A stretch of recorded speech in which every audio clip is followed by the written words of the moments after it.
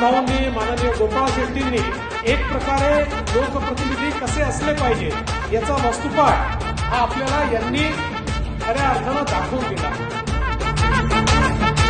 आमच्या सगळ्यांकरता ही अत्यंत आनंदाची आणि गर्वाची गोष्ट आहे की टीम मोदींमधले एक अत्यंत महत्वाचे खेळाडू ज्यांनी मोदीजींच्या मंत्रिमंडळामध्ये एक परफॉर्मिंग मंत्री म्हणून आपलं नाव कमावलं, जे मुंबईचे सुपुत्र आहे असे पियुष गोयलजी आपल्या उत्तर मुंबईला उमेदवार म्हणून मिळाले।